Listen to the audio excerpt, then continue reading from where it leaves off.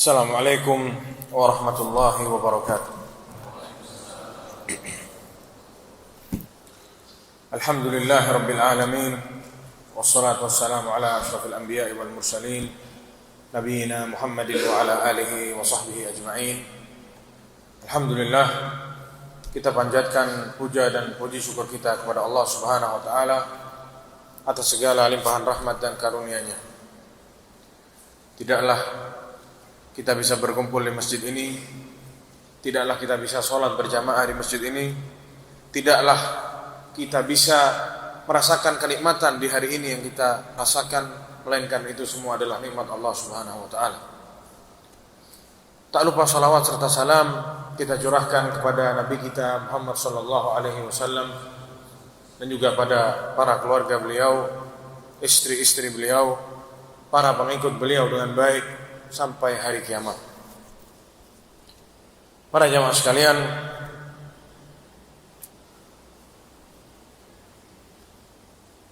kita hidup di dunia ini cuman sementara.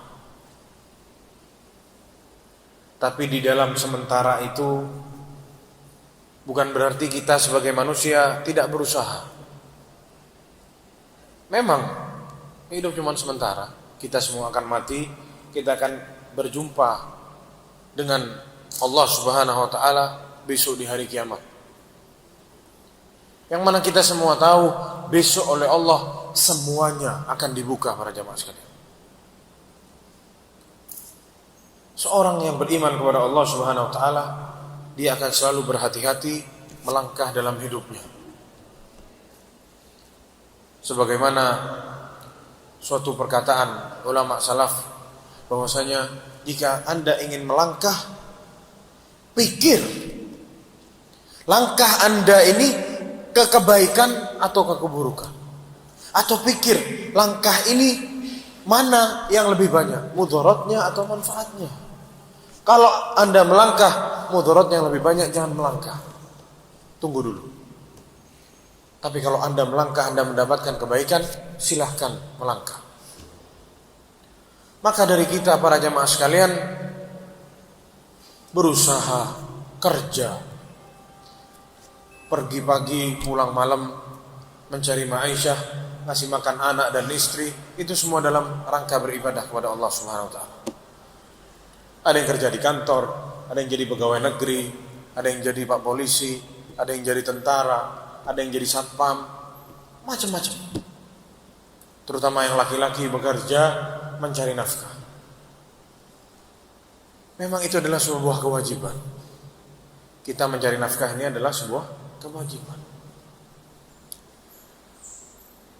Yang perlu kita ketahui para jamaah sekalian, ada suatu hal yang jangan sampai hal ini tidak ada di hidup kita, terutama seorang muslim.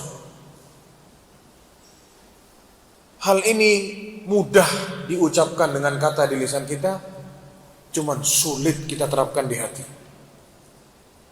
Karena ini adalah amalannya hati. Sebagaimana yang kita tahu semua, mungkin sebagian di sini sudah tahu judul kajian ini. Sudahkah kita bertawakal kepada Allah para jamaah sekalian? Sudahkah kita menata hidup kita dengan dalam lingkup tawakal kepada Allah Subhanahu wa taala? Kita boleh punya 1000 strategi, kita boleh punya 1000 rencana, kita boleh punya 1000 planning A, B, C dan D, tapi sudahkah itu semua kita bangun di atas tawakal kepada Allah Subhanahu wa taala? Sebagian kita bilang sudah. Mungkin sebagian yang lain bilang belum. Yang bilang belum, ana tidak mau bahas. Yang mau ana bahas sekarang yang bilang sudah. Tawakalnya sudah belum atau gimana tawakalnya? Di mulut saja atau tawakalnya sudah betul sesuai dengan tawakal yang seharusnya? Para jemaah sekalian, para ulama terdahulu, mereka selalu jika mereka membahas keimanan, iman kepada Allah Subhanahu wa taala, pasti di situ nanti ada satu bab yang judulnya at-tawakkul. Tawakal kepada Allah SWT. Tidak mungkin seseorang membahas tentang iman kecuali orang ini membahas nanti ada yang namanya tawakal. Gandeng dua ini tidak pernah bisa lepas. Dijelaskan para jamaah sekalian, Allah Subhanahu wa taala menyebutkan kira-kira ada 9 ayat yang memerintahkan kita untuk bertawakal kepada Allah di dalam Al-Qur'an. Secara terang-terangan Allah sebut di situ martabat sebuah tawakal kepada Allah Subhanahu wa taala. Salah satunya Allah Subhanahu wa taala berfirman dalam surat Al-Furqan ayat 58. Wa tawakkal 'alal hayyil ladzi la yamut. Wa tawakkal. Bertawakallah, ini kata perintah para jamaah sekalian. Para ulama usulul fiqh mengatakan kalau ada kalimat perintah dari Allah Subhanahu wa taala datang lewat Al-Qur'an atau melalui hadis Rasulullah SAW, maka itu hukumnya wajib selama tidak ada ayat yang lain, selama tidak ada hadis yang lain yang mengatakan bahwasanya itu bukan wajib. Setelah dicek ternyata tidak ada. Wa tawakkal, hukumnya wajib seorang muslim bertawakal kepada Allah Subhanahu wa taala. Apa itu tawakal? Sebentar lagi akan kita bahas. Ayat yang lain Allah Subhanahu wa taala berfirman, "Wa tawakkal 'ala Allah wa kafa billahi wakila." Bertawakallah kepada Allah Subhanahu wa taala. Kalimat perintah lagi. Wa kafa billahi wakila. Sungguh cukup Allah itu adalah menjadi zat yang kita gantungkan semua perkara kita kepadanya. Cukup Allah Subhanahu wa taala. Maksudnya berharap itu ke Allah. Kita gantungkan apa yang kita mau, perkara-perkara kita itu ke Allah. Jangan sama kita digantung ke makhluk yang tidak bisa buat apa-apa. Kita ini para jamaah sekalian dikasih sakit gigi, buyar semuanya. Tidur tidak bisa, istri sama kita dimarahin, anak sama kita dimarahin, cuman gara-gara sakit gigi. Seberapa besarnya gigi? Segini? Tidak ada, segini besarnya gigi. Kena sakit gigi, buyar semuanya. Itu manusia. Ini cuma baru sakit gigi, belum sakit yang lain. Terus sama kita, perkara kita mau digantungkan kepada manusia, digantungkan kepada bos, kita harap bos, dikit-dikit bos, sehingga kita halalkan yang mestinya diharamkan oleh Allah Subhanahu wa taala. Kita campur aduk, kita gado-gado semuanya para jamaah sekalian hanya karena menggapai ridhonya bos, biar urusan-urusan kita semua dipermudah oleh bos. Kita bertawakal kepada teman mungkin yang kaya misalkan, sama kita digandrungi setiap hari. Kenapa? Orang kaya. Kalau anak punya masalah dia bisa bantu. Kalau ente miskin, nyusahin anak ente. Gak usah deket-deket sama anak. Begitu kita. Apalagi anak-anak muda zaman sekarang pacaran, dia berharap sama mantannya atau berharap sama pacarnya. Oh tenang, tidak mungkin dia diambil orang karena dia sudah cinta sama anak. Dia bakal tunggu anak sampai anak, kapan anak siap menikah pasti dia tunggu. Kenapa? Ya sama dia sudah dipacari. Dia tawakalnya sama pacarnya. Besok datang yang lebih ganteng, yang lebih banyak uangnya, ditendang sama pacarnya. Anak tidak butuh sama ente. Ente miskin, tidak punya apa-apa. Ini yang lebih menjanjikan datang sekarang. Stres gila gara-gara pacarnya. Na'udzubillah. Ya ini sekarang umat Islam ini ya dihancurkan hidupnya gara-gara tidak bertawakal kepada Allah Subhanahu wa taala. Jadi kita tidak kaget para jamaah sekalian kalau kita lihat orang-orang muslim yang mencuri. Masuk toko tidak bawa apa-apa, keluar toko bajunya triple pakai, 3 susun. Nyuri. Masuk ke fitting room dipakai bajunya, baju dalam dipakai, tidak punya malu, keluar. Dengan bodohnya lagi sampai keluar cerita sama temannya, kemarin nyuri di situ. Pencuri, kenapa? Dia ngerasa kurang. Yang sama Allah dikasih itu dia merasa kurang. Di lain sisi kita lihat orang-orang yang siang malam kerjanya sudah dikasih tahu, Pak jangan kerja di situ, itu di situ haram, berbau riba, riba itu diharamkan sama Allah Subhanahu Wa Taala. Tidak mau dia hiraukan. Kenapa? Memang ente yang mau kasih anak uang kalau anak keluar dari sini. Siapa yang mau jamin hidup anak? Hidup anak dijamin sama ini asuransi A, B, C, D. Kesehatan, kematian, asuransi kecantikan, ketampanan, semua ada asuransinya. Sekolah, semuanya asuransi. Kalau anak keluar, siapa yang mau tanggung? Siapa yang mau menjamin? Apakah kita tidak pernah dengar bahasa seperti ini para jamaah? Pernah dengar atau enggak? Sering. Lagi kajian begini, ustadznya menjelaskan ini riba, ini tidak boleh, ini begini, ini begitu, dia tidak terima. Ustadz kalau ini haram, emang ente yang mau pinjemin uangnya? Subhanallah. Tidak terima kalau dikasih tahu ini haram. Ini bukan masukan harta yang halal untuk dimakan. Siapa yang mau jamin? Tanya. Subhanallah. Terus sama mereka Allah itu dianggap apa? Siapa yang mau jamin? Belum lagi yang stres gila. Punya 1000 masalah. Dia tidak gantungkan masalahnya kepada Allah. Dia ngarep sama teman-temannya, ngarep sama bosnya, ngarep sama mertuanya, ngarep sama temannya yang kaya misalkan. Seperti yang Anda bilang. Ternyata semuanya tidak bisa diharap. Semuanya mundur saat diperlukan. Stres gila, jadi orang gila di pinggir jalan. Ada lagi datang ke dukun, toko anak tidak laku. Colong, barangkali bisa ada amalan-amalan yang bikin toko anak laku, Pak Dukun. Kalau Pak Dukunnya ini bisa bikin tokonya itu jadi laris, ya dukunnya yang buka toko. Tidak dikasih tahu ke dia caranya. Ya ini tidak bertawakal kepada Allah Subhanahu Wa Taala. Menjual diri perempuan, kurang uangnya, suaminya tidak bisa ngasih nafkah cukup, jual diri, diperangi suaminya, minta cerai, merasa kurang terus, jual diri di luar sana. Kenapa? Kurang. Jual diri. Loh mbak, ini haram mbak, jangan jual diri mbak. Jual diri ini namanya usaha. Dia bilang jual diri adalah salah satu usaha untuk mendapatkan rezeki. Kita ini tidak boleh berharap dengan menunggu, kita ini harus menjemput. Sama kayak maling. Mencuri itu juga berusaha kata dia. Subhanallah. Apakah tidak terjadi ini di kalangan kaum muslimin? Anda tidak mau ngomong, kalau yang bukan orang Islam Anda tidak mau bahas. Anda bahas sama yang orang Islam.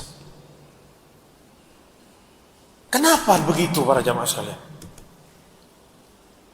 Ada lagi yang sampai berangkat sebelum subuh, pulangnya sudah tengah malam. Anaknya sama istrinya ditelantarkan sama dia. Hanya mikiri apa? Bonus sini, bonus sana. Lembur sini, lembur sana. Diucul anak sama istrinya, tidak tahu. Istrinya kerja juga sampai malam. Anaknya dititip siapa? Dititip pembantu. Dititip ke siapa anaknya? Dititip pembantu. Atau dititip ke siapa anaknya? Dititip ke neneknya. Neneknya sudah tua, ibunya sudah tua, yang mestinya sama kita dijaga, sama kita mestinya dibantu. Ini kita bikin ruwet, ibu kita sendiri. Gara-gara apa? Tak tawakal sama Allah SWT. Kurang terus. Hal mim mazid. Mana tambahan? Terus haus. Dia berharap yang lebih terus. Tak mau tawakal kepada Allah SWT. Dia tidak merasa bahwasanya Allah yang jamin. Orang kafir itu dijamin sama Allah para jamaah sekalian. Orang kafir itu punya uang. Dia tidak pernah sholat. Kepalanya tidak pernah disentuhkan ke tempat sujud. Bahkan siang mana menghina Allah, tapi dia dikasih kehidupan sama Allah SWT. Dikasih waktu, dikasih uang, dikasih untuk melanjutkan kehidupannya. Masa kita yang sholat 5 waktu masih ada alasan untuk tidak merasa dijamin oleh Allah Subhanahu wa taala. Masih ada 1000 alasan di belakang sana. Para jemaah sekalian, mungkin kita semua masih kurang mengerti apa itu tawakal. Bagaimana dahulu para ulama mendefinisikan tawakal itu apa? Banyak para ulama itu mendefinisikan tawakal. Ulama ini ngomong tawakal mengartikan seperti ini. Ulama itu mengartikan seperti ini. Satu-satu akan kita bahas, akan kita ambil pengertian definisi yang paling banyak disebutkan oleh para ulama. Yang pertama, tawakal diartikan sebagai sidqu i'timadul qalbi 'ala Allah. Benar-benar menyandarkan hati kita kepada Allah Subhanahu wa taala fi istijlab atau fi istijabil manafi', dalam berharap manfaat-manfaat. Kita berharap harta itu manfaat. Kita berharap kesehatan, itu manfaat. Dalam rangka apa? Mendapatkan manfaat-manfaat wa daf'il madhar, dan menolak mudarat-mudarat, menolak kemiskinan, menolak penyakit, menolak apa lagi? Menolak jomblo misalkan, yang belum nikah dia kepengen nikah.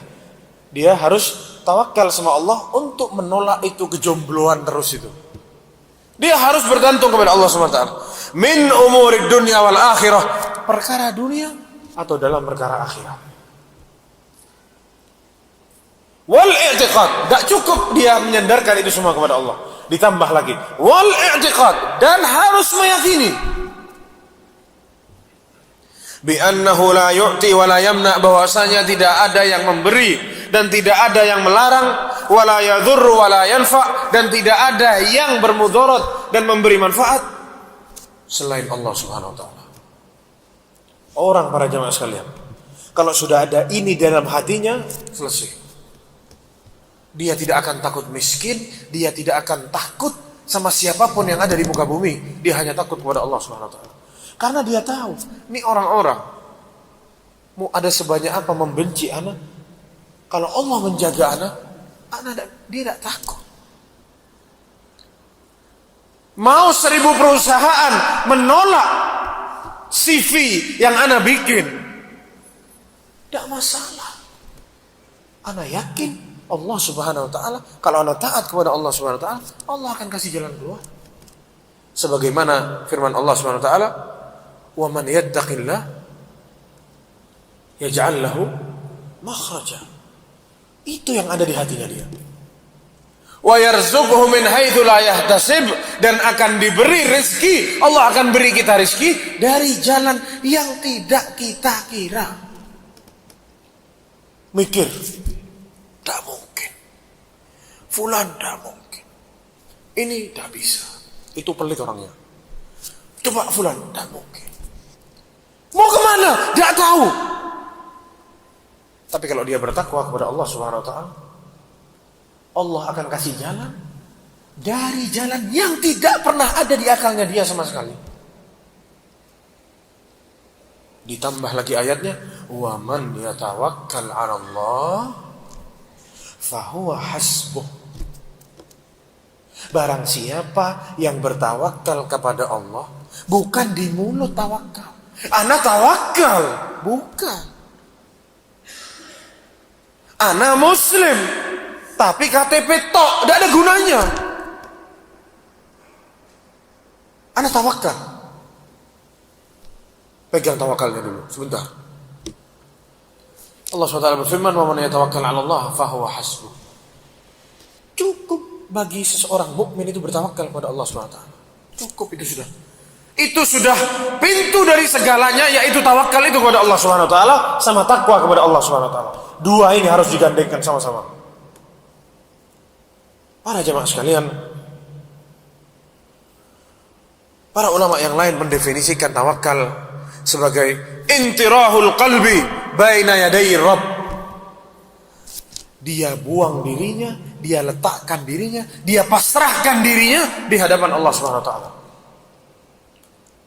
Seperti apa itu? Contohnya dipermisalkan juga contohnya di sini. Kantirahil mayyit baina yadayil mughassil. seperti seorang mayat yang ada di depannya orang yang mau mandiin mayatnya itu. Gimana para jamaah sekalian? Mayat yang sudah tergeletak jasadnya di depan orang yang bersihin mayat itu, bisa apa mayatnya? Tak bisa apa-apa. Diputer-puter, dibalik-balik, diangkat tangannya, diangkat kakinya, disumpel mulutnya, disumpel belakangnya, semuanya dia tidak bisa buat apa-apa. Yaitu tawakal kepada Allah Subhanahu wa taala. Sudahkah kita bertawakal para jamaah sekalian? Sebagaimana mayit itu di depan orang yang mandiin mayit itu. Kalau mayitnya ternyata diangkat tangannya terus mayitnya tidak mau, dibalikkan sama mayitnya, lari yang mandiin para jamaah. Bukan tawakal itu namanya. Mayit itu dibulak-balik, dibegini, diangkat, diberdirikan, dimasukkan ke kain kafan, pasrah. Sampai seperti itu para jamaah sekalian, ulama mendefinisikan tawakal. Jadi kalau kita masih mokong, ya kita bukan tawakal namanya. Kalau kita masih ada perlawanan, bisa dikatakan belum bertawakal kepada Allah Subhanahu wa taala. Menurut para ulama yang mengartikan tawakal dengan definisi ini. Lalu para jamaah sekalian, didefinisikan yang ketiga, bahwasanya tawakal itu adalah ridho. Dia itu ridho atas apa-apa yang ditakdirkan oleh Allah kepadanya. Ar-ridho bil maqdur. Dia ridho atas apa yang Allah takdirkan kepadanya. Miskin, alhamdulillah. Punya rezeki hari ini, alhamdulillah. Kering kerontang, ya alhamdulillah. Ridho. Bukan terus dari lisannya keluar, Allah tidak adil. Na'udzubillah. Banyak orang-orang kufur para jamaah sekalian. Sudah miskin, kufur lagi. Terus bisa di akhirat dimasukkan ke neraka gara-gara kekufurnya. Di dunia sengsara, di akhirat lebih sengsara lagi. Kenapa? Karena dia tidak bertawakal sama Allah.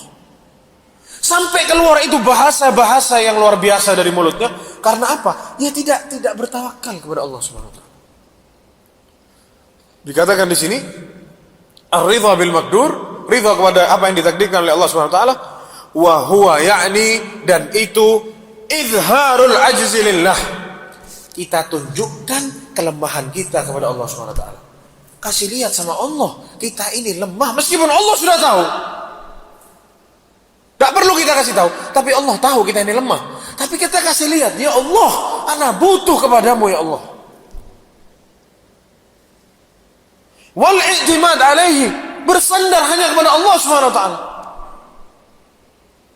Ma'al akhdhi bil asbab fil ard, dan jangan lupa orang yang ngomong tawakal itu dia harus mencari sebab. Habis kajian tawakal, bubar kerja, tidak ada yang kerja. Semuanya di masjid, ikut pengajian 24 jam. Loh, tidak cari nafkah, tawakal kepada Allah. Loh, tidak nyari perempuan untuk dinikah, tawakal kepada Allah. Loh, ini sakit, tidak diobati, tawakal kepada Allah. Hanya Allah yang bisa menyembuhkan. Kita dimarahin ngomong ke dokter. Ya akhi, cari sebab ya akhi. Usaha. Tidak dikatakan tawakal kalau dia tidak berusaha. Ada seorang sahabat dulu datang kepada Rasulullah SAW. Sahabat ini bawa unta para jamaah sekalian. Ya Rasulullah, aqilha wa atawakkal, au utlikha wa atawakkal. Ya Rasulullah, gimana? Untanya ini ana ikat dan ana tawakal, atau ana lepas untanya dan ana bertawakal? Faham ya maksudnya? Ini unta ana ikat atau enggak? Ana bertawakal kepada Allah Subhanahu wa taala, tapi takut salah-salah tanya sama Rasulullah. Mana yang tawakal? Ana ikat untanya terus ana tawakal ya Rasulullah, atau ana lepas untanya tidak usah diikat dan ana bertawakal kepada Allah karena ana yakin Allah itu pasti menjaga. Apa kata yang dikatakan oleh Rasulullah SAW? Iqilha wa tawakkal. Ikat dan bertawakal kepada Allah SWT. Ini bukti. Cari sebab. Jangan diucul semuanya terus kita ngomong tawakal kepada Allah. Ini bukan tawakal kepada Allah Subhanahu wa taala. Para jamaah sekalian, perlu diketahui bahwasanya tawakal kepada Allah Subhanahu wa taala adalah sebaik-baik ibadah hati.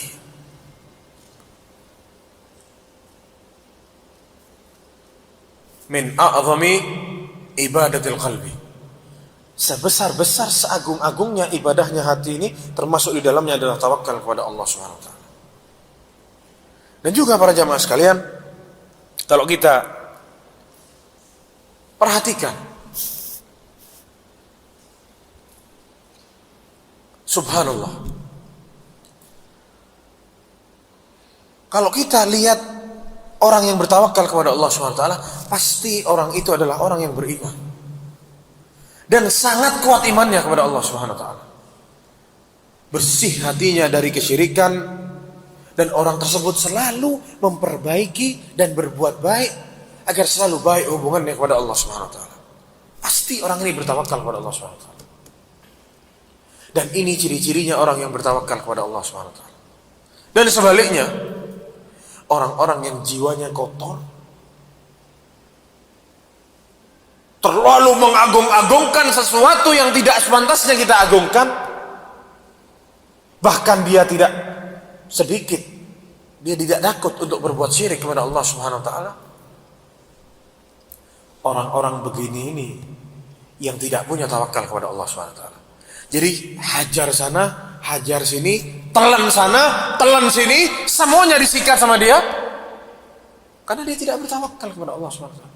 Disuruh bertakwa sama Allah, dikasih jalan keluar, tidak mau. Ana sudah usaha, ana sudah berdoa, ana sudah minta sama Allah, tapi tidak dikasih. Ini bahasa keluar dari mulutnya orang yang tidak bertawakal kepada Allah SWT. Para jamaah sekalian,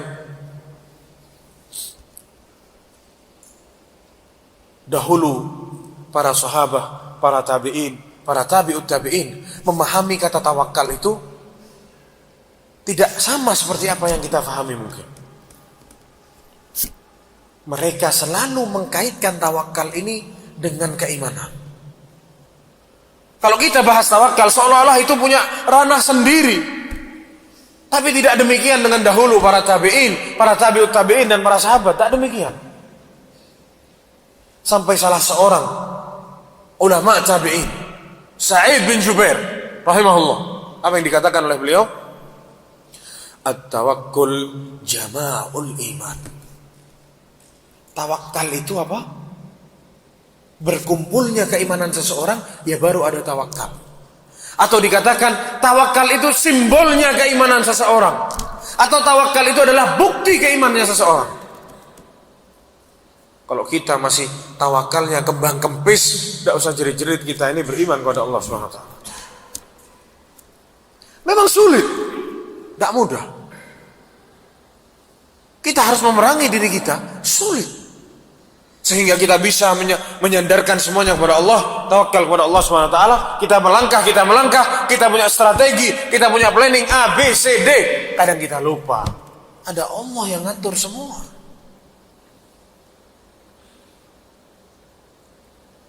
Semua kejahilan, semua keanehan yang kita lihat di muka bumi ini pasti ada sangkut pautnya sama tawakal kepada Allah SWT. Korupsi, kenapa? Tidak tawakal sama Allah SWT. Demonstrasi, kenapa? Tidak tawakal sama Allah SWT. Jangan terus orang yang demonstrasi itu bilang ini dalam bentuk anak berusaha. Bohong.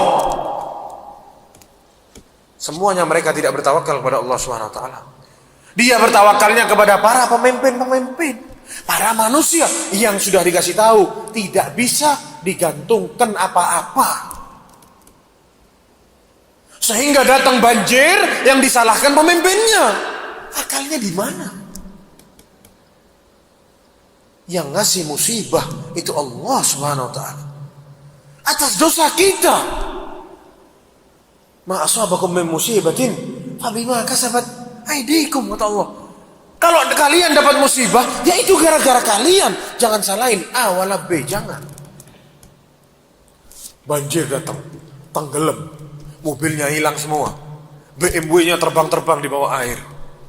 Siapa yang disalahin? Pemimpinnya. Apa dia tidak tahu banjir ini musibah yang hanya bisa didatangkan oleh Allah? Ana mau tanya, siapa manusia yang bisa mendatangkan banjir? Ana mau tanya. Dan tanya kepada mereka. Oh, ada yang bisa. Ya, pemimpin kita ini yang bisa datangkan banjir.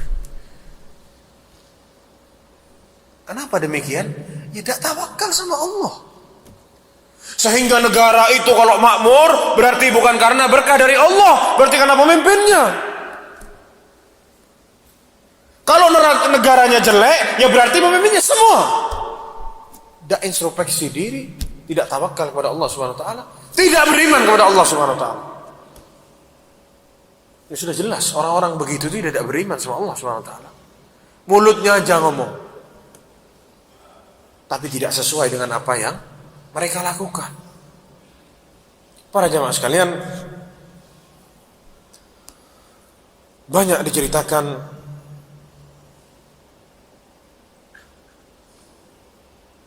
dari kisah-kisah para orang-orang pendahulu kita. Yang mana kita tahu para jamaah sekalian, kita bahas tawakal ini kalau cuma teori-teori, definisi, perkataan ini, perkataan itu, ngantuk para jamaah. Karena sudah lihat nih ada beberapa yang ngantuk di sini. Memang harus ada buktinya. Seperti apa Allah Subhanahu wa taala membantu orang-orang yang bertawakal kepada Allah Subhanahu wa taala. Ternyata kita temui banyak kisah di dalam Al-Quran atau kisah para ulama-ulama salaf setelah Rasulullah SAW yang mereka diuji, mereka bertawakal, Allah kasih jalan keluar. Yang pertama, contohnya Nabi Ibrahim alaihissalam. Nabi Ibrahim manusia atau bukan? Manusia. Dia oleh Allah Subhanahu wa taala dikasih beban yang lebih daripada manusia yang hidup di zamannya. Apa bebannya? Nabi dan Rasul. Antum ini jangan mikir jadi Nabi dan Rasul itu, oh anak Nabi dan Rasul, anak istimewa. Bukan. Manusia kalau sudah, ini kaidah para jemaah sekalian, jika seseorang dikasih beban yang lebih sama Allah Subhanahu wa taala, dikasih pangkat yang lebih, berarti bebannya itu lebih. Pegang ini di seluruh kehidupan. Suami dikasih lebih sama Allah. Ar-rijal qawwamuna 'alan nisa, kata Allah Subhanahu wa taala. Jangan terus bilang anak ini lelaki, terus antum mulai halehu santai-santai. Jangan. Antum punya tanggung jawab lebih daripada perempuan. Antum disuruh keluar cari nafkah, antum disuruh berjihad, antum disuruh salat pergi ke masjid. Jangan leha-leho bawa-bawa anak ini lelaki, anak itu lebih dari perempuan. Kalian para lelaki, kita semua punya beban yang lebih. Siapa lagi? Pemimpin, Pak Lurah misalkan, Pak Camat, punya tanggungan lebih. Bupati punya tanggungan lebih. Terus semakin tinggi Allah beri dia jabatan, Allah angkat derajatnya dia, semakin berat tanggungannya, semakin banyak tanggung jawabnya. Itu yang didapati oleh Nabi Ibrahim. Dia diberi kenabian dan kerasulan oleh Allah SWT. Bebannya apa? Disuruh dakwahkan umatnya. Yang mana kita tahu umatnya mokong, tidak mau ikut, bahkan bapaknya yang jadi musuhnya dia. Dihadapi sama Nabi Ibrahim, ditegur, diajak adu argumentasi, hajar sini, bantah sana, dengan semua hujah yang sama Allah disampaikan kepada Nabi Ibrahim. Umatnya tidak bisa ngomong, tidak bisa bantah. Ditanya ke barat, dijawab ke timur. Ya ini, para ahli syirik itu ya seperti itu. Ditanya sama Nabi Ibrahim, hal yasma'unakum idh tad'un? Wahai kaumku, ini patung-patung yang kalian sembah, apakah bisa jawab kalau kalian berdoa kepada mereka? Apakah mereka bisa mendengar doa-doa kalian? Au yanfa'unakum au yadurrun? Apa bisa kasih manfaat dan kasih mudarat ini patung-patung? Jawabannya mestinya iya atau tidak. Iya kan? Bisa atau enggak? Ya, bisa atau tidak jawabannya. Kita lihat jawabannya. Qalu bal wajadna aba'ana kadzalika yaf'alun. Mereka berkata, kita temui wahai Ibrahim, nenek moyang kita buat begini. Bodoh. Tanyanya apa? Jawabnya apa? Sudah. Terus diperangi sama Nabi Ibrahim. Terus. Sampai mereka di satu titik yang tidak bisa mengelak lagi. Mereka kalah sama Nabi Ibrahim. Berujung Nabi Ibrahim hancurkan semuanya patungnya. Ditaruh di yang paling besar kapaknya. Tidak ada yang melihat kejadian itu. Hanya Nabi Ibrahim sendiri dengan Allah SWT. Ya ini semua tidak mungkin inisiatif dari Nabi Ibrahim. Ya ini sudah bantuannya Allah. Hujjah yang Allah berikan ke Nabi Ibrahim. Di hari lebarannya mereka lagi kumpul semuanya. Mereka datang ke mana? Ke patung-patungnya. Lihat patungnya sudah hancur semua. Ini yang ditunggu sama Nabi Ibrahim. Sami'na fatan yuqalu lahu Ibrahim. Ayatnya bilang, katanya orang-orang kampungnya ini, ada orang, anak muda namanya Ibrahim, mungkin dia yang bikin ini. Karena setiap hari dia yang menghina patung-patung kita. Dipanggil, disuruh panggil sini. Dipanggil, ya Ibrahim, apa kamu yang melakukan ini semua? Loh, kata Nabi Ibrahim. Kapaknya siapa yang pegang? Tanya sama Tuhanmu itu. Tanya. Itu kaumnya tidak bisa ngomong para jamaah sekalian. Tidak bisa jawab, diem, selesai. Malah mereka saling menyalahi satu dengan yang lain. Ente sih tidak dijaga nih patungnya tadi. Ente sih pada pergi semua. Jaga mestinya, taruh satpam di sini. Menyalahkan satu dengan yang lain. Foto, tanya. Kapaknya dia yang pegang, kok ente tanya sama anak, kata Nabi Ibrahim. Wala bal fa'ala kabiruhum hadza, kata Nabi Ibrahim. Ini yang ngerjain yang besar ini. Dia cemburu kalian nyembah yang kecil sebagaimana Allah cemburu kalian sembah patung itu. Diapain sama kaumnya Nabi Ibrahim? Diikat di ketapel. Sendiri para jamaah sekalian, dakwah, tidak ada yang beriman. Orang bertakwa kepada Allah Subhanahu wa taala. Allah kasih tahu begini, dia ikut. Dengan 1000 konsekuensi yang akan dia terima, dia ikut sama Allah Subhanahu wa taala. Diperangi sama dia, syirik terang-terangan diperangin. Bukan kayak kita, jangan bahas syirik, nanti dibubarkan pengajiannya. Jangan bahas tauhid, jangan bahas ini, jangan bahas itu. 1000 alasan sama kita, ditolak kebenaran.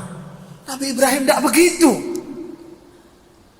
Sendiri melawan kaumnya semua. Bahkan bapaknya ada di dalam kaumnya sana. Diusir sama bapaknya Nabi Ibrahim. Kita baru di stop uang jajan sama bapak. Maaf pak, anak ada hadir kajian lagi. Takut fulusnya dicabut sama bapaknya. Nabi Ibrahim diusir sama bapaknya. Diikat di ketapel. Dibuatkan api yang sangat besar.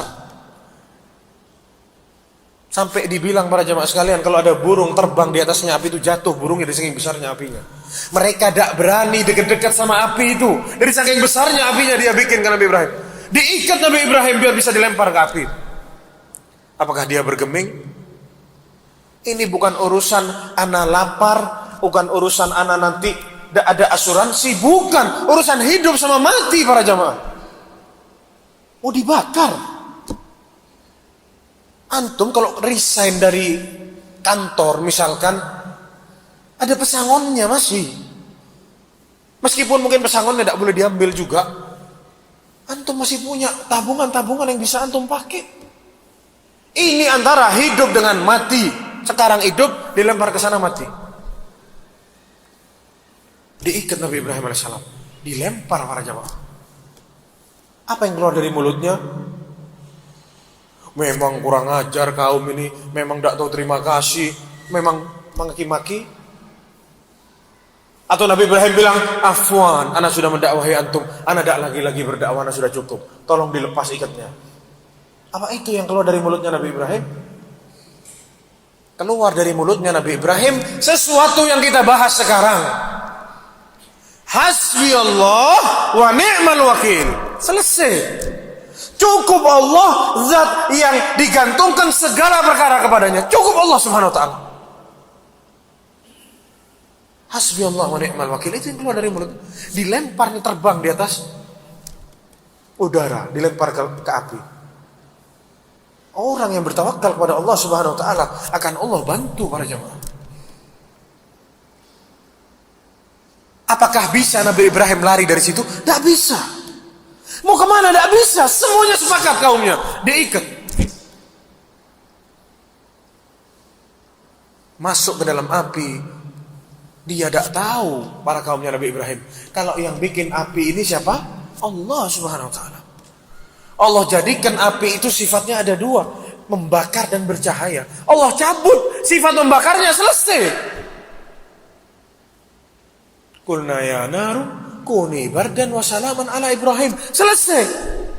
Jadilah engkau dingin dan keselamatan bagi Nabi Ibrahim. Lempar ke api sana, seolah-olah tidak masuk ke api, kayak pakai AC. Itu orang yang bertawakal kepada Allah SWT.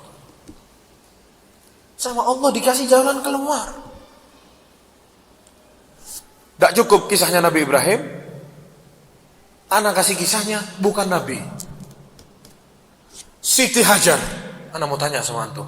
Nabi bukan Siti Hajar? Bukan. Antum bisa bilang, oh ya itu kan Nabi Ibrahim. Kita kan ecek-ecek masih. Anak kasih kisahnya Siti Hajar. Perempuan lagi. Budak lagi. Siti Hajar itu budak, dikasih hadiah ke Sarah sama satu raja yang zalim. Takut sama Siti Sarah, dikasih budak sama Siti Sarah karena dia tidak bisa hamil. Bilang ke Nabi Ibrahim, anak hadiahkan ini budak kepadamu, barangkali kalau kamu gauli bisa punya anak. Ternyata betul hamil. Umur 80 tahun Nabi Ibrahim alaihissalam mengharap anak. Subhanallah, Siti Hajarnya hamil. Sudah lahir anaknya, hitungan hari ibarat masih merah. Sama Allah diperintahkan apa? Suruh buang sana. Fi wadin ghairi dhi zar'in. Di satu lembah yang kering kerontang, tidak ada apa-apanya, di tengah padang pasir. Di dalam cerita ini ada dua sisi, para jamaah sekalian. Kita lihat dari sisinya Nabi Ibrahim, anaknya masih merah, mau dibuang di padang pasir sana sama ibunya, wanita yang lemah. Di sisi lain Siti Hajar sama megang anak bayi ini ditinggal sama Nabi, sama suaminya, sama lakinya. Diikutin sama Siti Hajar. Ya Ibrahim, Allahu amaraka biha. Ya wahai Ibrahim, Allah yang memerintahkan ini kepadamu. Nabi Ibrahim tidak kuat mau jawab, para jamaah. Kesian, tidak mau lihat mukanya. Antum bayangkan, antum umur 80 tahun, tidak punya anak, sudah punya anak, disuruh buang anaknya. Bisa antum lihat mukanya anaknya? Bisa antum lihat? Tidak bisa. Orang yang punya hati tidak mungkin bisa lihat. Tidak dilihat sama Nabi Ibrahim. Terus Nabi Ibrahim menghindar. Ya Ibrahim, Allahu amaraka biha. Apakah Allah yang memerintahkan wahai Nabi Ibrahim? Sudah tidak kuat, mungkin dijawab sama Nabi Ibrahim. Nah, iya. Apa yang keluar dari mulutnya Siti Hajar? Kita lihat orang yang beriman kepada Allah Subhanahu wa taala. Kita lihat orang yang bertawakal kepada Allah bukan cuma di mulutnya, di hatinya bertawakal kepada Allah. Idzan la yudayyi'una. Kalau memang Allah yang nyuruh, Allah tidak akan buat kita sia-sia. Duduk di situ para jamaah sekalian, tawakal kepada Allah Subhanahu wa taala. Dikatakan dia cuma bawa apa? Satu kantong kurma sama air. Satu kantong kurma sama air. Hitungan jam habis. Ini ibu menyusui. Dikatakan sampai kering air susunya. Mulai anaknya rengek-rengek. Lapar. Naik ke Bukit Sofa karena yang dia pijak itu waktu itu lebih dekat ke Bukit Sofa. Naik ke Bukit Sofa. Lihat dari kejauhan. Barangkali ada orang yang bisa membantu. Usaha dia. Bukan idzan Allah la yudayyi'una, Allah tidak akan apa? Menyia-nyiakanku. Terus dia duduk di situ. Ketawa-ketawa. Tenang nak, sebentar lagi Allah bantu. Tidak usaha. Apakah begitu Siti Hajar? Tidak. Siti Hajar itu bilang, Allah tidak akan menyia-nyiakan kita. Usaha. Naik ke Bukit Sofa, diangkat bajunya katanya. Lari naik. Namanya antum dari lembah mau naik ke bukit harus lari para jamaah sekalian. Lari naik ke atas. Tidak ada. Turun lagi ke Marwah, lari lagi. Usaha. Terus begitu. Sampai 7 kali. Di kali yang ke-7 dia dengar suara. Dari mana suara datang? Sahin kata dia. Uskut, diam. Dengerin nih suara dari mana? Ngomong sama dirinya. Ternyata suaranya datang di mana? Di anak bayinya. Malaikat di situ ditepuk tanahnya sama malaikat. Keluar air apa? Air Zam-Zam itu yang dijual sampai sekarang di Ampel itu, ya gara-gara ya ini usahanya siapa? Siti Hajar. Setiap detik orang sa'i Safa dan Marwah minum air Zam-Zam. Itu dari mana? Usahanya siapa? Siti Hajar. Allah kasih, Allah kekalkan itu tawakal dan usahanya Siti Hajar sampai detik ini. Berapa ribu tahun para jamaah sekalian? Kita lihat barokahnya orang bertawakal kepada Allah Subhanahu wa taala. Akhirnya kita nikmati sampai ke Indonesia sini. Ibadahnya pun sampai detik ini orang tidak putus sa'i Safa wal Marwah. Itu para jamaah sekalian tawakal kepada Allah Subhanahu wa taala. Usaha. Tapi dia tahu usaha ini hanya Allah yang bisa mengiyakan atau bilang tidak. Jangan kita sudah usaha, ngomong di depan tawakal kepada Allah, ternyata usahanya gagal, terus dia ngamuk-ngamuk. Ini bukan tawakal. Kita disuruh usaha, kita disuruh tawakal sama Allah Subhanahu wa taala. Kalau ternyata gagal, ya bukan ini takdir kita. Sebagaimana yang sudah kita jelaskan barusan, definisi tawakal apa? Ridha bil maqdur. Ridha atas apa yang Allah takdirkan kepada kita.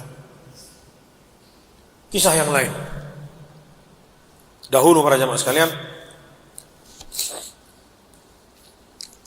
ada seorang pemimpin di Mesir. Ini setelah zamannya Rasulullah SAW. Pemimpin ini namanya Ahmad bin Talun atau Ahmad bin Tulun, walinya Mesir. Ini orang luar biasa berbuat zalim kepada rakyatnya.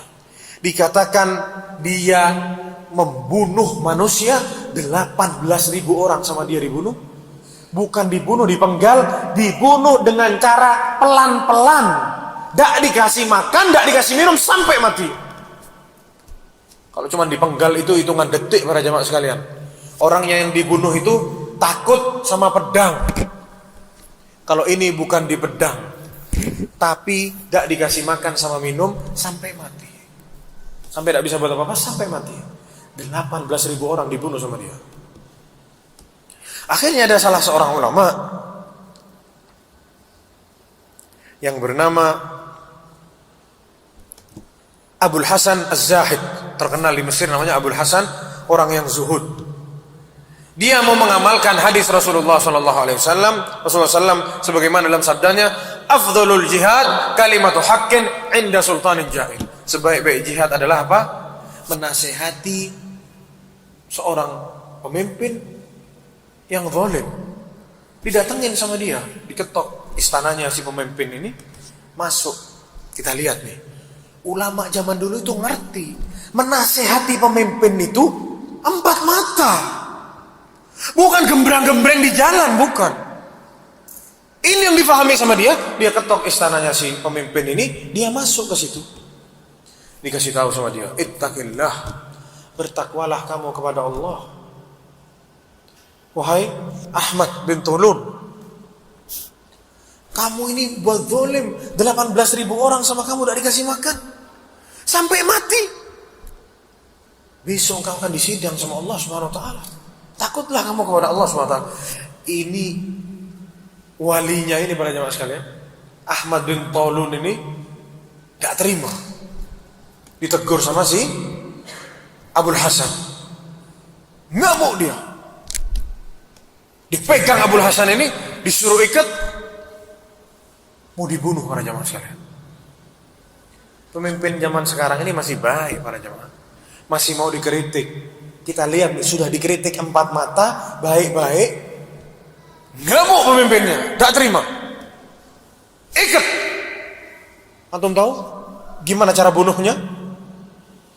Disiapkan macan yang lapar. Singa, antum bayangkan, lapar, dikasih dia umpannya di depannya, disuruh makan ke singa. Antum bisa bayangkan para jamaah sekalian, antum diikat, mau dikasih ke makan siangnya macan. Dia ulama ini. Dan ini disaksikan sama orang semua di Mesir. Diumumkan Abul Hasan mau dihukum mati. Gimana? Dikasih ke macan, disuruh makan ke macan. Datang semua orang nonton. Yang nonton ini ya mungkin murid-muridnya Abul Hasan, ada yang nangis kesian sama gurunya mau dibunuh. Bunuhnya bukan dipenggal, mau dikasih makan ke macan. Antum bisa bayangkan?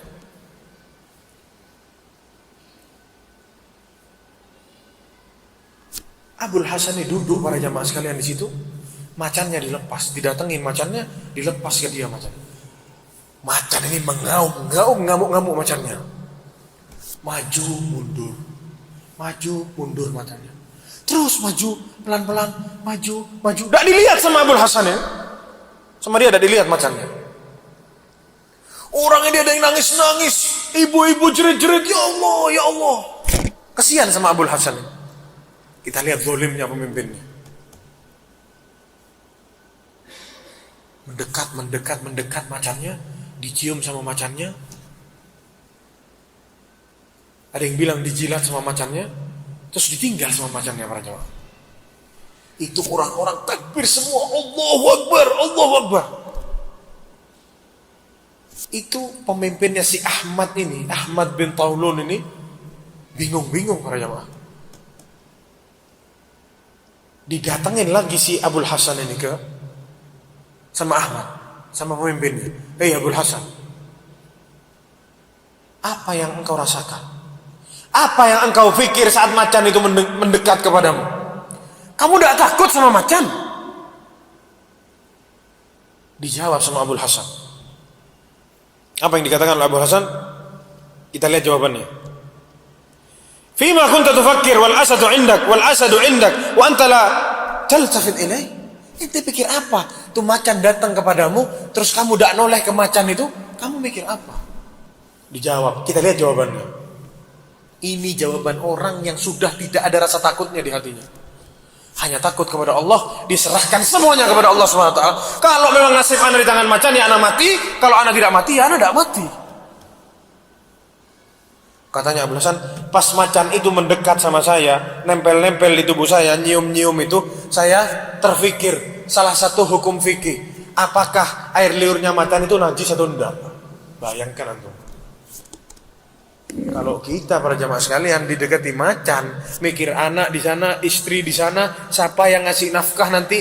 Kalau anak mati, istri saya dikawin sama siapa? Itu yang kita pikir. Abul Hasan mikir apa? Air liurnya macan ini najis atau enggak ya? Itu bingung-bingung Ahmad para jamaah sekalian. Ala takhafu minal asad? Kamu tidak takut sama macan? La, kata dia, tidak. Inna Allah qad kafani dzalik. Sungguh Allah cukup buat anak takut. Macan itu makhluk Allah sebagaimana anak makhluknya Allah. Ya Allah yang akan jaga anak. Kalian semua tidak bisa buat apa-apa. Kalau anak memang rezekinya makannya macan, ya dia makan anak. Kalau enggak ya tidak. Allah semua yang ngatur, kata dia. Dibacakan ayat sama dia, pemimpin ini. Alaihissallahu qad qala. Apakah bukankah Allah sudah mengatakan di dalam Al-Quran? Alaihissallahu bikafin abdah. Apakah bukankah Allah itu cukup buat hambanya? Dibacain ini ayat kepada pemimpin tadi. Alaihissallahu qad qala, dibacain lagi ayat yang lain. Bukankah Allah telah bersabda atau Allah berfirman, "Wa man yatawakkal 'ala Allah fa huwa hasbuh." Barang siapa yang bertawakal kepada Allah, fa huwa hasbuh. Bukankah Allah bilang demikian? Barang siapa yang bertawakal kepada Allah itu cukup baginya. Tidak jadi dihukum para jamaah sekalian. Dilepas. Antum bisa bayangkan macan sampai tidak mau sama dia. Kalau bukan Allah yang buat belok macan itu siapa para jamaah? Ini macan disiapkan, dilaparin macan ini. Disiapkan al-asad yujawwa. Asad macan, singa yang dibuat lapar, tidak dikasih makan memang. Jadi dia sudah, siapa yang dia ada depannya dimakan sama dia. Itu takbir semua para jamaah sekalian yang nonton. Ini bertawakal kepada Allah SWT. Usaha menasehati perkara belakangan, tawakal sama Allah.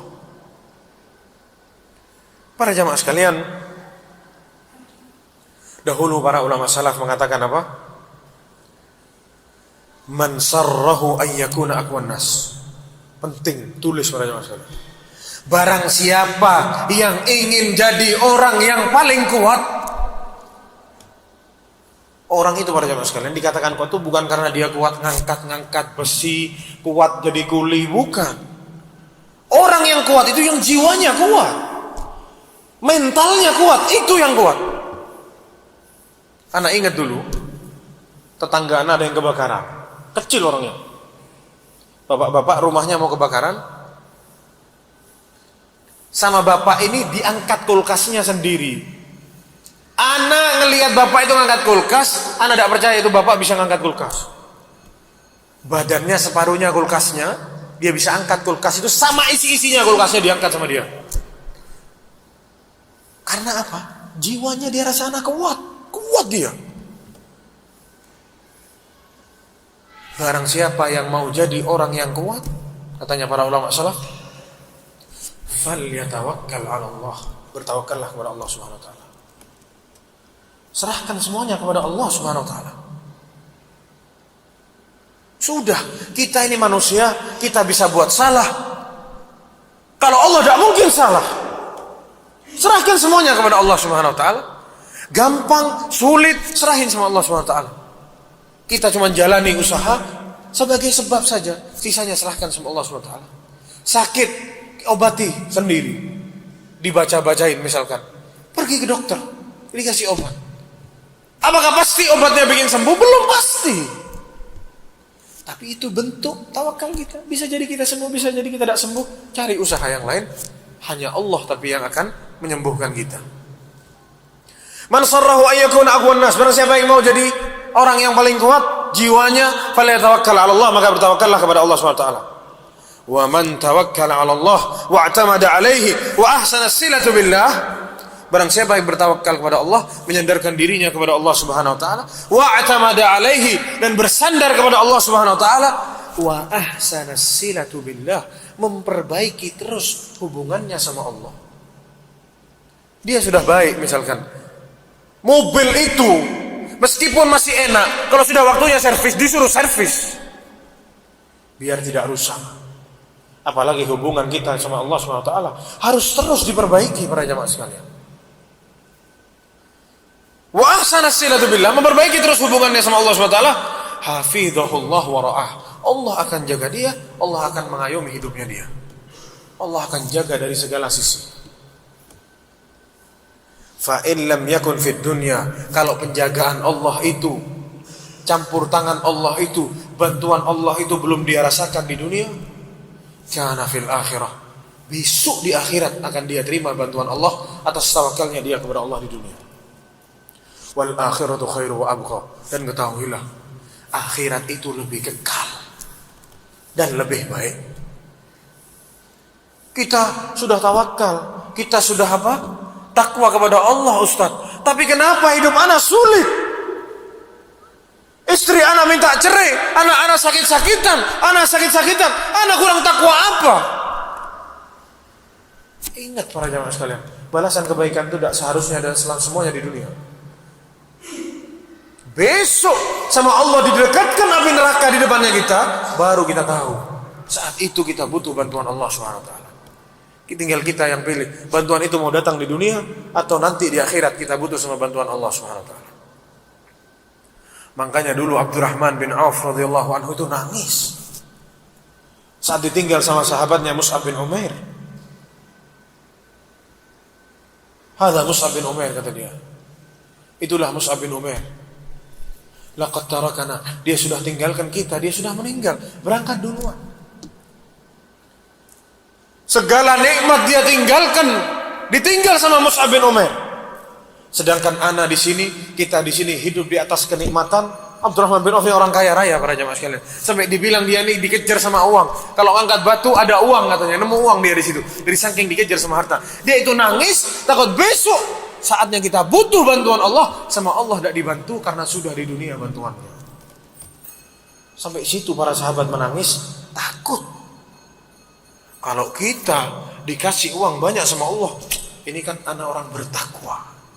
Ya tergantung amal ibadah ya akhi, ya salam. Ente tidak sholat di masjid, ya seret nanti punya rezeki. Sholat di masjid dong kayak anak, ya salam. Tergantung amal ibadah. Sahabat tidak mengartikan seperti itu. Dia takut sama Allah, nikmatnya dihabiskan di dunia semua. Di akhirat besok Allah tidak bantu dia lagi. Para jamaah sekalian, Rasulullah Shallallahu Alaihi Wasallam bersabda, yang sabdanya ini mengajarkan kita biar kita ini tawakal sama Allah Subhanahu Wa Taala. Cukup sama apa yang sama Allah sudah dikasih, ya sudah ini cukup. Jangan muluk-muluk, dah habis-habis. Rasulullah SAW bersabda, "Lau annakum tatawakkaluna ala Allahi haqqa tawakkulihi, la razaqakum kama yarzuqut tayr. Taghdu khimasan wa taruhu bitana." Kalau kalian, kata Rasulullah SAW, tawakal kepada Allah Subhanahu Wa Taala, sebenar-benarnya tawakal, bukan tawakal di mulut saja, kalian akan diberi rizki oleh Allah Subhanahu Wa Taala seperti Allah beri rizki kepada burung. Gimana burung? Taghdu khimasan, keluar dari sarangnya keadaan lapar, kosong perutnya, wa taruhu bitanan, pulangnya kenyang para jemaah sekalian, ngasih makan ke anak-anaknya. Kita manusia kalah sama burung. Sehingga kita kerja sampai jam 5 sore, minta tambahan lagi, lembur sampai jam 10 malam, ya rezekinya segitu-segitu saja. Berapa sebulan? 5 juta. Ya nambah-nambahnya 5,5, 6 juta. Apa artinya? Sama waktu yang kita buang, sholat kita telat-telat. Bahkan ada yang tidak sholat gara-gara lembur. Waktunya kumandang sholat Jumat, dia masih sibuk nganterin barang, sibuk ngantar penumpang, sibuk ini, sibuk itu. Gara-gara apa? Sesuap nasi. Burung itu tawakal kepada Allah para jemaah sekalian. Sampai kita sama Rasulullah disuruh tiru itu burung. Di sabdanya yang selanjutnya Rasulullah SAW mengatakan apa? Yadkhulul jannata aqwamun, masuk surga suatu kaum-kaum, qulubuhum mithlut tayr, hatinya seperti burung, tawakal sama Allah Subhanahu Wa Taala. Kita sudah usaha, ya Allah akan kasih. Banyak dari saudara-saudara kita mengartikan tawakal ini salah. Kalau saya sudah usaha nyari kerja, berarti nanti harus dalam bentuk uang. Bukan para jemaah sekalian. Bisa jadi gara-gara kita tawakal sama Allah, mestinya besok kita tabrakan kaki patah, masuk rumah sakit, bayar puluhan juta, sama Allah diselamatkan kita. Kita tidak tahu. Apakah mesti dalam bentuk diberi sama Allah begitu, atau ada dengan cara yang lain? Banyak cara Allah. Makanya wa yarzuqhu min haitsu la yahtasib, memberi rezeki dari jalan yang kita tidak tahu. Ya memang kita tidak tahu rezeki kita di mana. Bisa jadi besok kita, anak kita misalkan dicuri sama orang, naudzubillah, yang mau nyuri tidak jadi, mogok mobilnya misalkan, minta tebusan kayak orang-orang kaya, anaknya diminta tebus sekian miliar. Tidak jadi. Rezeki bukan itu? Rezeki. Tapi kita tidak tahu. Masalahnya kita mau mendahului Allah terus. Dengan ilmu pengetahuan yang kita punya, dengan jabatan yang kita punya, dengan uang yang kita punya, kita dahului Allah Subhanahu Wa Taala. Sebagaimana sebuah pepatah mengatakan apa? Ada seseorang pernah mengatakan, "Man i'tamada ala malihi qalla." Orang yang terus-terusan dia beriktimad, menyandarkan dirinya kepada uangnya, dia akan selalu merasa kurang. Wa man i'tamada ala aqlihi dhalla. Orang yang terus-terusan dia bersandar sama akalnya, dia merasa akalnya itu sudah paling top, sedikit-sedikit dia pakai akalnya, dhalla. Kita lihat sebentar lagi orang ini akan tersesat, kemakan akalnya sendiri. Tidak usah bahas dalil. Kita ini kasih akal sehat sama Allah, pakai logika, pakai begini. Kita tinggal tunggu orang ini bakal tersesat sebentar lagi. Man i'tamada ala aqlihi dhalla. Orang yang dia selalu mengedepankan akalnya, seolah akalnya yang dituhankan sama dia akan tersesat. Man i'tamada ala jahihi dhalla. Orang yang pakai powernya dia, orang yang terus-terusan bergantung kepada jabatannya dia akan dihinakan oleh Allah suatu hari. Jabatan yang dilepas, dia akan terhina. Dan selanjutnya ditutup perkataan ini, wa man i'tamada 'ala Allah la qalla wa la dhalla wa la dhalla. Adapun orang yang menyandarkan semuanya kepada Allah Subhanahu wa taala, dia tidak akan merasa kekurangan, dia tidak akan tersesat, dia tidak akan dihina di muka bumi. Betul atau tidak omongan ini para jamaah sekalian? Betul. Orang yang sekarang sombong dengan jabatannya, tindas sana tindas sini, besok dia akan jatuh dari jabatannya, dia akan dihina sama kaumnya. Orang yang sekarang sok pinter, ngomong sana ngomong sini, besok ilmu manusia itu terbatas. Besok ada ilmu yang baru, dia tidak tahu, dia tersesat. Dan orang yang selalu kemana-mana dia pamer hartanya, besok akan habis hartanya. Dia akan mengemis kekurangan sehingga dia kesana kemari, yang halal yang haram semua ditelan sama dia. Dan yang terakhir para jamaah sekalian, ada seorang syekh pernah didatangi oleh seorang muridnya. Muridnya ini cerita baru-baru. Karena rasa ini banyak dialami oleh ikhwah kita. Muridnya ini diusir dari tempat kerjanya secara tidak hormat.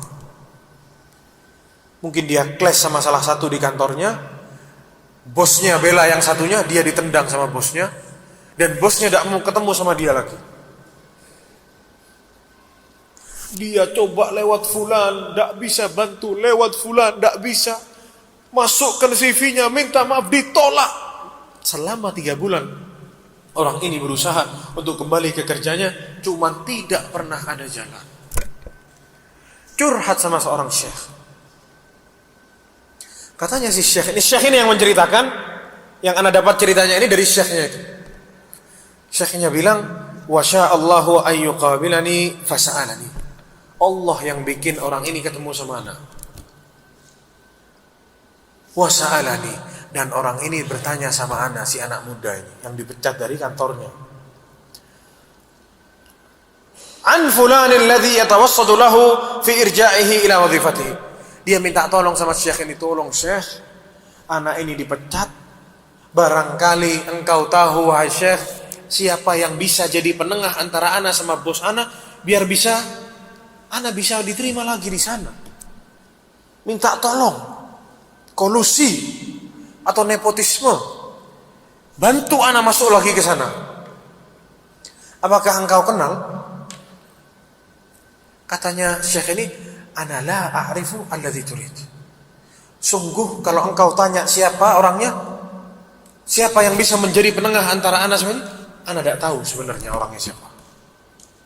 Walakin a'rif man yahullu laka mushkilatak wa yakfika hammu. Tapi kata syekhnya, ana tahu siapa yang bisa bantu masalahmu ini dan bisa menyelesaikan masalah ini semua. Faqala hadha ar-rajul fi lahfatin wa syuq.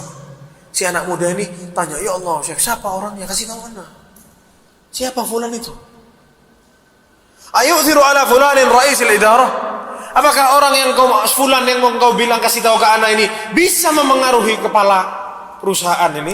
Katanya si anak muda. Qultu na'am, kata syekhnya, bisa. Fulan ini bisa memengaruhi fulan itu, rais kepala kantor itu. Qala ta'rifu? Kamu kenal sama fulan? Nah, mana kenal? Na'am a'rifu. Qala tastati an tukallimahu? Apakah engkau bisa tolong Syekh? Kamu ngomongin orang itu bisa bantu anak ke sana? Bisa, dia bilang. Katanya si Syekh, ana bisa ngomong sama dia. Bal anta tastati an tukallimahu. Kamu juga bisa ngomong sama itu, sama fulan itu. Bingung anak muda ini. Siapa orangnya? Kasih tahu anak. Man huwa? Katanya syekhnya, fa innahullah. Orangnya atau fulan itu adalah Allah. Apakah bisa Allah memengaruhi kepala perusahaan itu? Bisa atau enggak? Bisa. Dikatakan oleh syekh, fa innahullah. Qum fis sahar washki lahu ma indak. Bangun tengah malam, sholat, laporkan semuanya yang kau punya, semua masalahmu laporkan kepada Allah Subhanahu wa taala. Akhirnya kata anak muda ini, pada malam itu anak bangun. Ini 3 bulan para jamaah sekalian, 1000 cara ditempuh, tapi dia lupa, dia tidak pernah minta tolong kepada Allah Subhanahu wa taala.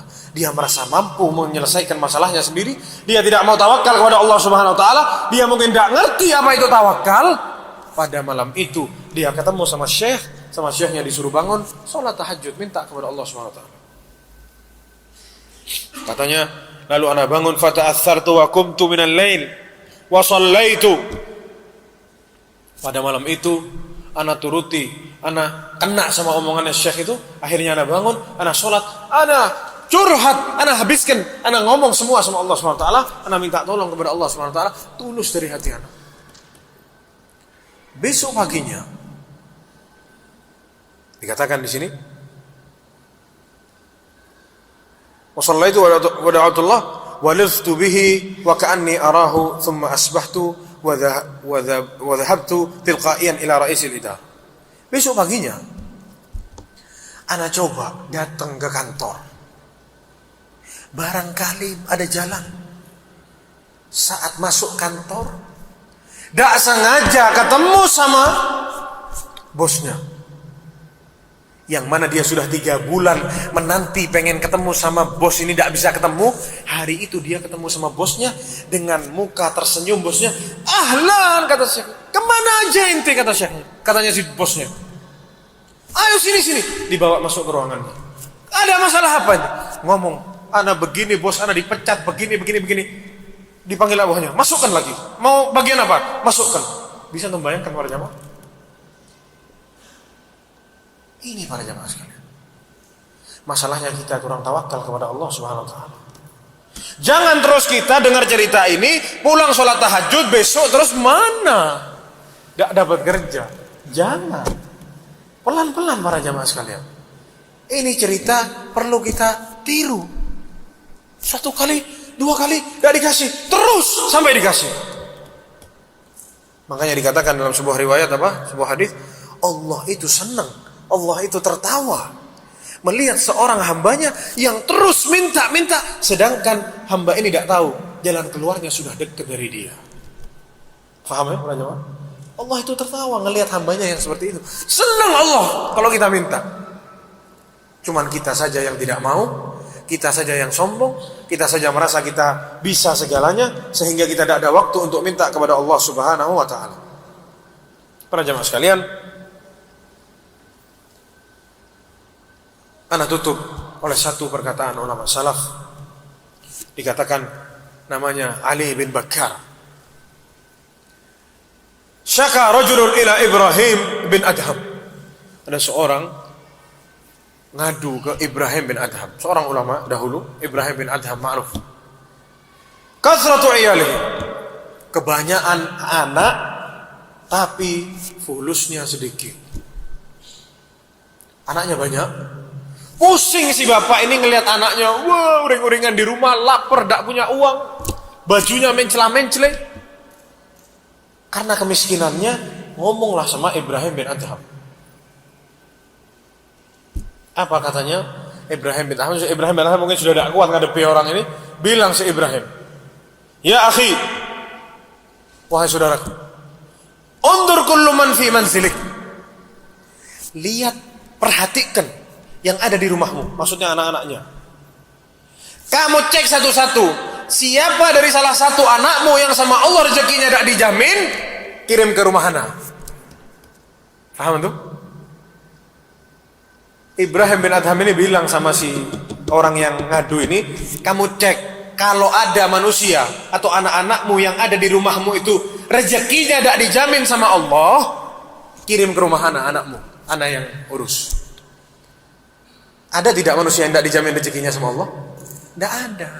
Selesai, tidak jadi dia ngadu-ngadu lagi. Dari situ dia tahu, berarti semua anak-anaknya ini ya sudah dijamin rezekinya oleh Allah Subhanahu wa taala. Sehingga para pemuda-pemuda zaman sekarang untuk menikah itu ragu. Gaji anak baru segini. Nikah itu sewa terop segini, kursi, catering, tidak cukup fulusnya. Anak harus kerja lagi.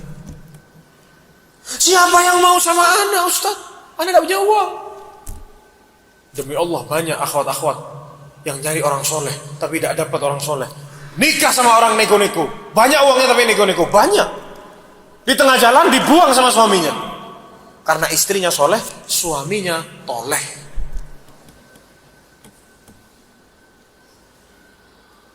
Termasuk bapak-bapak di sini yang punya anak perempuan, nikahin nih sama pemuda-pemuda yang ada di sini.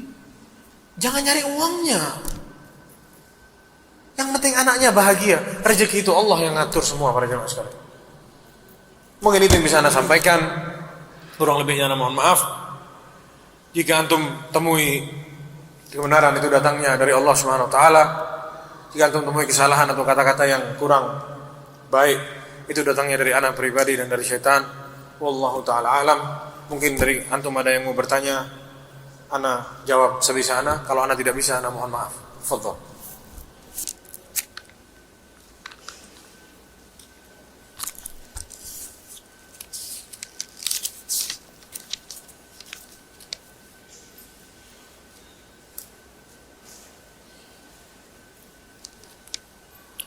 Ustaz, bagaimana cara kita mengenalkan ilmu tawakal ini kepada orang tua, yang mana orang tua sering tidak ridho dengan takdir Allah Subhanahu wa taala? Yang pertama, antum harus kasih tahu rukun iman itu ada berapa? 6. Salah satu dari rukun iman ini kalau jebol para jamaah sekalian, kita tidak dikatakan beriman kepada Allah Subhanahu wa taala. Orang yang tidak beriman kepada Allah berarti kita apa? Apa berarti? Ya bukan orang beriman namanya. Tidak bisa masuk surga. Betul itu enggak? Kasih tahu sama orang tuanya, Pak, Bu, beriman sama takdir Allah itu adalah wajib. Loh kok bisa? Kasih sabdanya Rasulullah SAW. An tu'minu billahi wa malaikatihi wa kutubihi wa rasulihi wal yawmil akhir. Terus apa? Dan beriman kepada takdir Allah yang baik maupun yang buruk. Ini satu paket, jangan dipilah-pilah, jangan. Ini satu paket. Itu yang pertama. Antum masuk dari pintu ini. Kita ini orang Islam. Kita ini disuruh beriman kepada Allah SWT. Dan ternyata kita temui rukun iman itu ada 6. Salah satu bolong, kita tidak dikatakan orang yang beriman. Sama seperti mereka orang-orang non-muslim, orang-orang Yahudi dan Nasrani. Orang Nasrani itu mengakui semua nabi, cuma Nabi Muhammad yang sama dia tidak diakui. Apakah dikatakan dia beriman? Tidak beriman. Kenapa? Satu dari Rasul dia tidak mau beriman, selesai semua. Tidak dia katakan orang yang beriman. Sama orang yang tidak beriman kepada apa? Takdir, dia tidak beriman kepada Allah SWT. Itu yang pertama yang perlu antum jelaskan. Bukan ana yang ngomong, bapak dan ibu bukan ana yang ngomong, tapi ini perkataannya Rasulullah SAW. Yang kedua, bagaimana cara kita mengenalkan ilmu tawakal Masalahnya para jamaah sekalian, tawakal ini bukan teman bisa kita bawa, kita kenalkan ke ibu kita dan bapak kita. Ini Pak, ini Bu, namanya tawakal. Bukan, tidak bisa. Ini timbul semua dari keimanan kita. Orang semakin tinggi imannya, semakin yakin kepada Allah, semakin akan dia tawakal kepada Allah SWT. Ajak bapak sama ibunya, kenali siapa Allah Subhanahu Wa Taala. Belajar asma wa sifat. Allah itu ala kulli syai'in qadir. Allah maha bisa. Allah itu maha agung. Allah itu maha ini. Semuanya. Kasih tahu nama-nama dan sifat-sifat Allah. Gimana kita ini mau bertawakal kalau kita tidak kenal kepada siapa kita ini mau bertawakal? Antum disuruh nikah sama ada perempuan cantik, baik hati. Tapi antum tidak kenal, tidak tahu siapa. Antum tidak boleh lihat. Pokoknya antum akad dulu, nanti antum lihat. Mau tidak antum?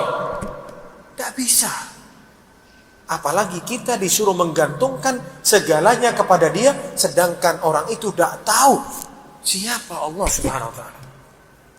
Mustahil orang tersebut mau bertawakal kepada Allah Subhanahu Wa Taala. Mustahil. Makanya kalau ada majelis ilmu itu datang, belajar.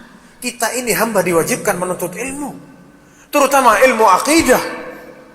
Ini yang mengantarkan kita besok ke surga atau neraka, ya ini. Gimana kita mau ikhlas ibadah, ikhlas bersedekah, ikhlas sholat, ikhlas naik haji, tapi kita tidak tahu Allah yang ngasih kita pahala. Kita tidak tahu Allah maha melihat. Kita tidak tahu Allah maha mendengar. Gimana kita mau bangun tengah malam minta sama Allah, kita tidak tahu Allah itu maha mendengar, Allah maha memberi. Gimana kita bisa? Orang itu akan seperti itu karena dia sudah tahu. Wallahu a'lam, ini yang bisa ana jawab. Wallahu ta'ala. Kalau ada yang mau tanya yang lain, foto. Tapi ana yakin ini murid-muridnya Ustadz di Surabaya mengaji ini sudah pintar-pintar. Tidak usah banyak tanya. Tapi mungkin itu yang bisa ana sampaikan para jemaah sekalian. Subhanakallahumma wa bihamdika asyhadu an la ilaha illa anta astaghfiruka wa atubu ilaik. Assalamualaikum warahmatullahi wabarakatuh.